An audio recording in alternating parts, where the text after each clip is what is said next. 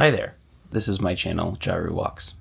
In the year 2024, I will embark on an epic walking journey across the United States. My plan is to walk 8,000 miles across the US 3 times, via the Appalachian Trail, the Pacific Crest Trail, and the Continental Divide Trail. In the hiking world, this is known as a calendar year Triple Crown, and has only been completed by a handful of people in history. I plan to post weekly updates along the way, so you can join me for the journey. Everything you need to keep moving. Duct tape, moleskin, hand warmers, Gatorade packets, fuel, Ziploc baggies, small and large, whistles, lighters, knives, sporks, tent stakes, toilet paper, KT tape, glucotape, batteries, ibuprofen, Benadryl, water tablets. Amazing. Alrighty, so I'm now in the taxi going to the Appalachian Trailhead with Ron. And what is the name of your company, Ron? Ron's Appalachian Trail Shuttle, not taxi. Okay, Ron's Appalachian Trail Shuttle, get it right. So I heard about him online through the Facebook group and just saw a lot of really good reviews about him. And so far, everything matches up to the expectations. He's like a guru of the Appalachian Trail. So I thought it'd be fun to do kind of like a quick little interview with him, just because I feel like this guy probably has a lot of good stories. So first off, what do we have in this car? We have all these stickers up here. What are these? These are all the thru hiker bag tags that thru hikers get each year when they start. And so how far back do these go up here? 2015. Is that when you started driving the taxi? Oh no, I've been doing this for 18 years. 18 years. Wow. Amazing. And then what else do we have in here? There's just so many trinkets. Little gifts from everybody throughout the years that I have shuttled. Guy from Malaysia brought me the Twin Towers. Yep. 2022 thru hiker. She brought me that little tag there. Dixie Homemade Wanderlust. Oh yeah, brought me this. I have my NASA search and rescue teams. Their challenge coin. 2-star Army General just retired his challenge coin. Yep. Nimble Wills Nomad, his card. Yep. A lot of little challenge coins, fire departments. It's just all kinds of little gifts that I've shuttled over the years. Amazing. Another thing, like right when I got in the car, he asked me what model of phone I had because he has every charger basically known to man. And so he immediately had the one that I needed ready to go. And the one missing is the one that's plugged into your phone. Exactly. Yeah. USB-C. I feel like I'm putting my kid off on his first day of school. Yeah. It feels that way as the passenger. You're very well taken care of in this car. What's like the least prepared person you've ever met coming out here? Does anyone like that stick to mind? Oh Lord. I picked up a guy in cowboy boots, blue jeans, and a plaid shirt. Nothing else. Rescued him out of, we probably had about 6-8 inches of snow on the ground. Yeah, he was going to Maine. Wow. How far did he make it, I wonder? About three miles in the snow with cowboy boots. Yeah. Man, I'm so excited. This is the right way to start off a trip. This is it.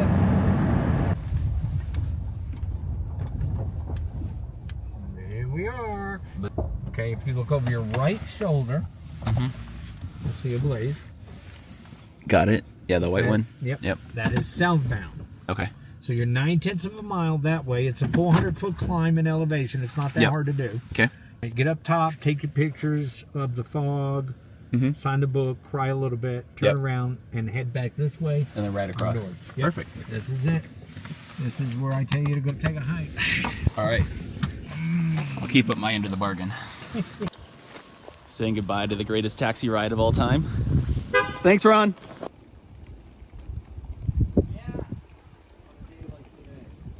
They're saying it's going to rain for a day and a half, like tonight and tomorrow. A footpath for those who seek fellowship with wilderness. Beautiful, Beautiful. I love it. Yeah. Amazing. Are you still filming? Yeah. Okay. Boom. My trail name's Tupac for sure. Yeah. And I'm an out of work underwear model. And I'm from South Jersey, South Philly. And very nice to meet you. And then how'd you get your trail name? The lady Icy at the Hike Inn. Yep. She said, you're hiking with 2 packs? And I said, for sure. And I wear one on the back, one in the front. And it's tough walking because you got to remember what you saw 3 steps in front of you because you'd be treading over it now. Yeah. You know what I mean? A little delayed. Well, it was nice to meet you. Peace out. Give me a hug. Peace out. I'll rock and roll. You heard it here first at the southern terminus of the Appalachian Trail. That's dynamite, isn't it? I got goosebumps. Woo! Georgia! Wouldn't have it any other way. Here we are. I think I'm gonna pack my stuff up and get moving, Tupac. I'm going to find my cigarettes, hell or high water. Pardon me? Have you seen anyone else out on the trail so far? Gotcha. So the answer is no, I've seen nobody. Just us out here. Yeah. At least it's the two of us. I feel like we got good company. Give me a handshake. Hell Peace yeah. and love to you and your family. Likewise. Thank you. Got the Appalachian Trail logbook. And on page 1, let the calendar year Triple Crown commence.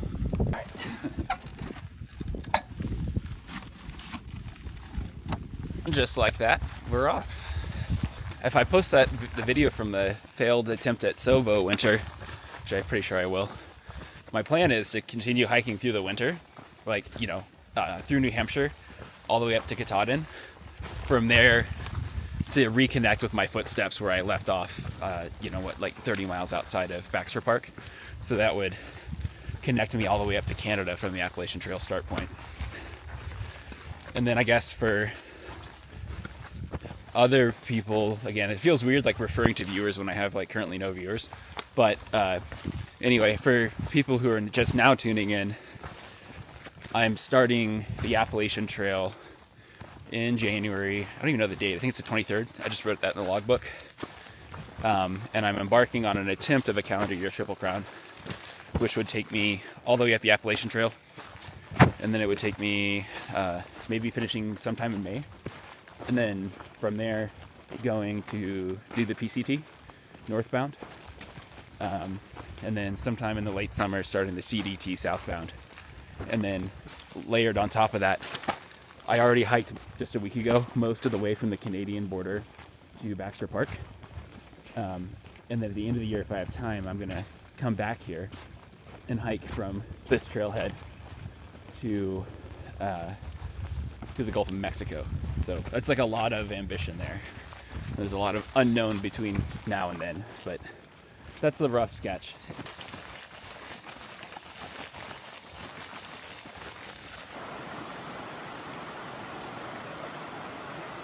Okay, so it's like 6 p.m. now, and I've made it, I don't really keep track of the exact miles, but I think I've gone like maybe 11 miles so far.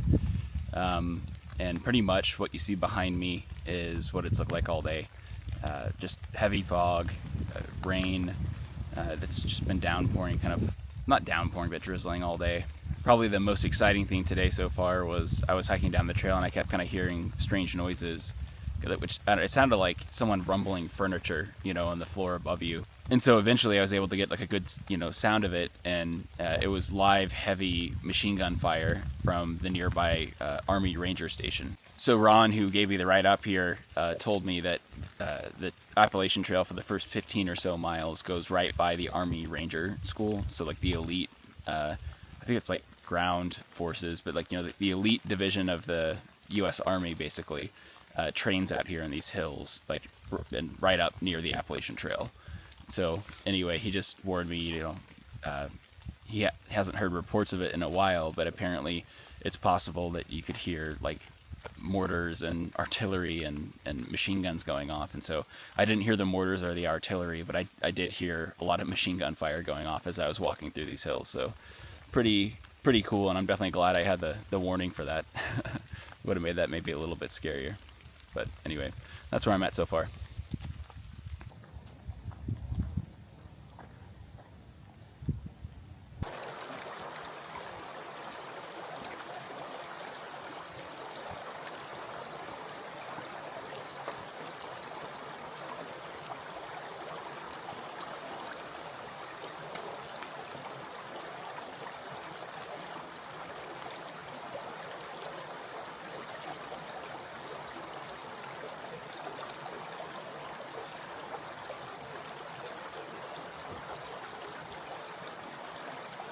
So day 2 update, I'm somewhere around I think 30 miles into the trail, and it's been raining pretty much non-stop.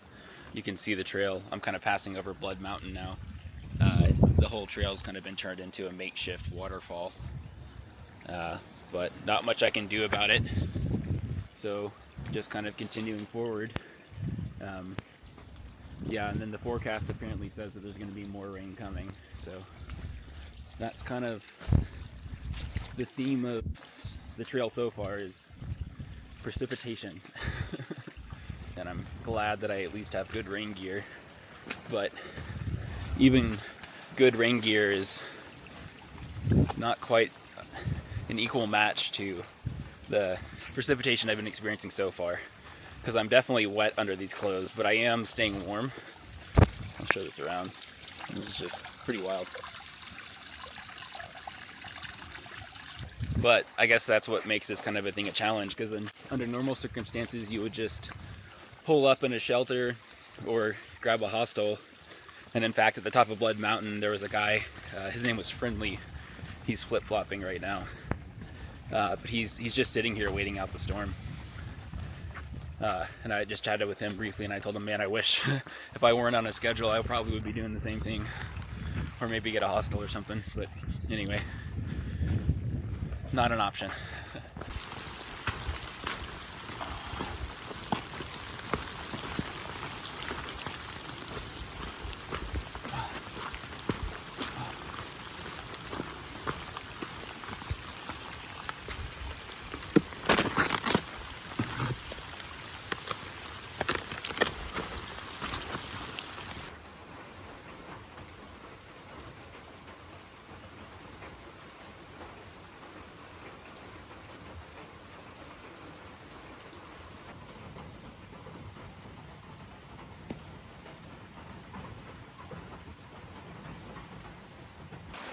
So this is the first moment that it stopped raining in the first 2.5 days of hiking the Appalachian Trail, and figured I'd capture this moment because the waterfall from the rain running down has become the trail at this point.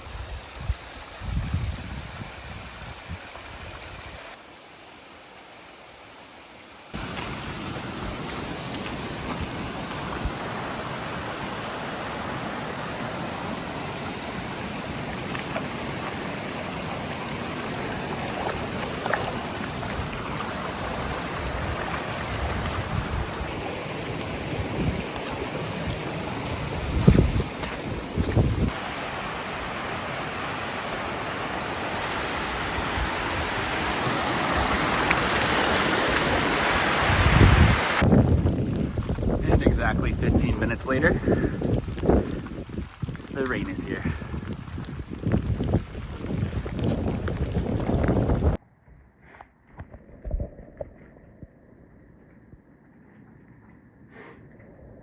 So day 4, mile 20 for the day. I still have 4 more miles to go, but I wanted to pause real quick to document something special, which is, you can see it back there in the creek.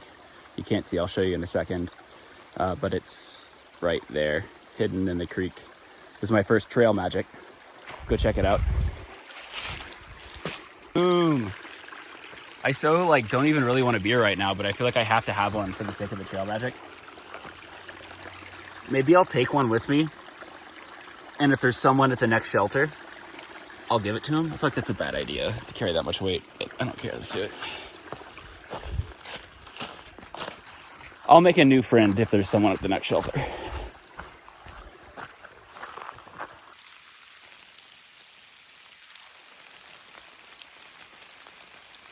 So yesterday we had a unexpected pause from the rain. No rain yesterday.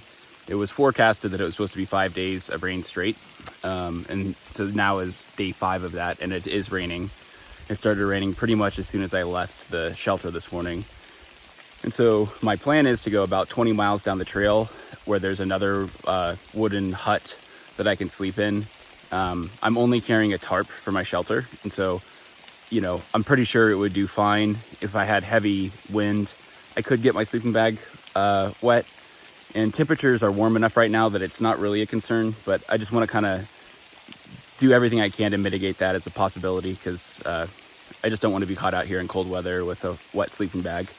And so anyway, that's the plan for today. Make it 20 miles down the trail and camp out at that lean-to.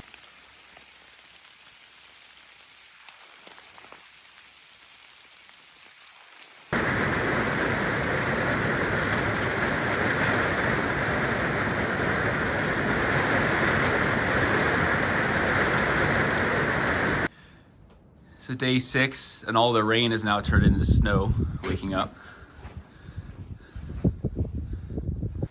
And all of my clothes are frozen, but luckily I have my clothes that I sleep in, and I think I'm gonna hit a hostel tonight. But I can get my clothes dried out, so that's where I'm at. If you don't see the trail, you understand the situation perfectly.